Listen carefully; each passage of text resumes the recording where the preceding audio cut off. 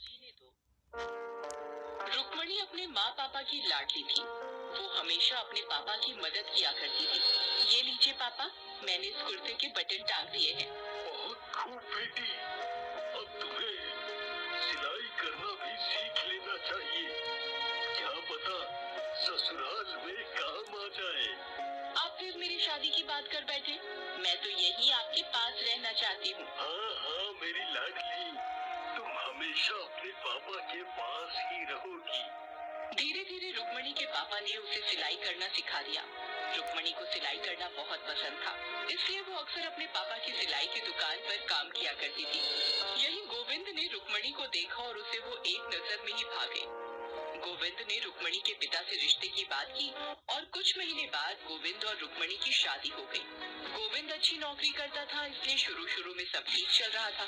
2 साल बाद जब रुक्मणी ने बेटी को जन्म दिया, देखिए जी, कितनी प्यारी है। इसकी आंखें देखिए। अब क्या देखूं? तूने मुझे कुछ देखने लायक छोड़ा है क्या?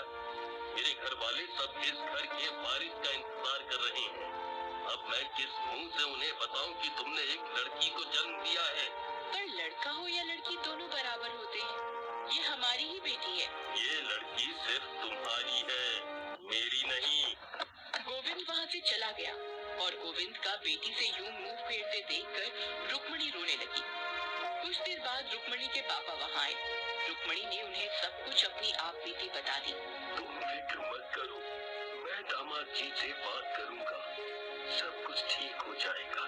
पर वो इस लड़की को अपनाएंगे क्या? क्यों नहीं अपनाएंगे?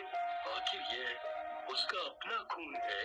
रुक्मणी के पिता उसे दिलासा देने लगे। फिर वो गोविंद से मिलने उसके घर गए। बेटा गोविंद, तुम इतने समझदार हो।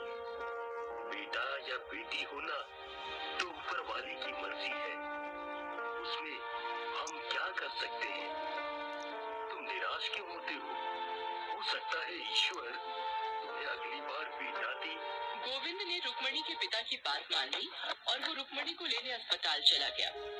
गोविंद रुक्मणी को घर तो ले आया, पर वो खुश नहीं था। अरे रुक्मणी, इस लड़की का शोर सुन सुनकर मेरे कान के पर्दे फट गए हैं। मेरी माँ, इसको चुप करो। गोविंद को अपनी बेटी एक आंख नहीं भाती थी। जैसे तैसे कुछ महीने बीत गए और रुक्मणी एक बार फिर गर्भवती हुई। इस बार अगर लड़का नहीं हुआ ना, तो तुम्हें तुम्हारे पापा के घर भेज दूंगा, समझी? रुक्मणी को अस्पताल में एडमिट किया गया और गोविंद बाहर इंतजार करने लगा। मुबारक हो, आपको लड़की हुई है। लड़की का नाम सुनते ही गोविंद का मुंह लटक गया और वो तुरंत वहाँ से चला गया। आपके पति ऐसे क्यों चले गए? क्या वो कहाँ गए होंगे? रुक्मणी गोविंद को रोकने उठी रही थी कि तभी उसके पिता वहाँ जाते हैं। पापा, वो गुस्से में चले गए। मुझे फिर बेटी हुई है। अब क्या कर सकते हैं? जो विधि का विधान है वही होता है। रुक्मणी अपने पापा के गले लगकर रोने लगी। रुक्मणी के पापा एक बार फिर गोविंद से मिलने गए। इस बार मुझे कुछ सुनना नहीं है। आप चुपचाप अपनी बेटी और उसकी बेटियों को साथ ले जाइए।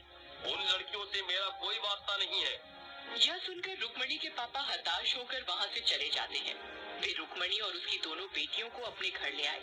रुक्मणी के पापा की उम्र हो गई थी, फिर भी वो सिलाई का काम करते थे ताकि रुक्मणी और उसकी बेटियों की अच्छे से देखभाल हो सके। लेकिन 2 साल बाद रुक्मणी के पापा चल बसे। अब रुक्मणी के पास कोई सहारा नहीं था। रुक्मणी ने अपने आप को संभाला और खुद सिलाई का काम करने लगी। वो अपनी दोनों बेटियों को संभालने के साथ साथ सिलाई का काम भी करती थी। देखते ही देखते उसकी दोनों बेटियां बड़ी हो गईं और स्कूल जाने लगी। रुक्मणी की बड़ी बेटी माया स्पोर्ट्स में बहुत अच्छी थी। मैं आपकी परिस्थिति जानता हूँ, लेकिन मैं आपसे कहना चाहता हूँ कि आप माया को सपोर्ट कीजिए। वह बहुत टैलेंटेड लड़की है और बहुत जल्दी आपका नाम रोशन करके दिखाएगी। टीचर ने माया की स्पोर्ट्स ट्रेनिंग को जारी रखा और रुक्मणी अपनी सिलाई की दुकान पर ओवरटाइम करने लगी ताकि माया को सेहतमंद खाना और उसकी स्पोर्ट्स से जुड़ी जरूरी चीजें दिलवा सके। माया भी जी जान से मेहनत कर रही थी। इन दोनों माँ बेटियों की मेहनत रंग लाई और फिर माया ने स्टेट लेवल कंपटीशन में गोल्ड मेडल जीत लिया। माया ने अपनी माँ का नाम रोशन कर दिखाया। जब उसकी और उसकी माँ की तस्वीर अखबार में आई तो ये तस्वीर देखकर गोविंद सोच में पड़ गया। कि आज उसका भी नाम अखबार में होता, अगर वो बेटी के जन्म पर अपनी पत्नी को यूं न छोड़ता। उसकी इच्छा थी कि वो वापस जाकर अपनी पत्नी से माफी मांगे, पर अब वो उनके सामने किस मुंह से जाता?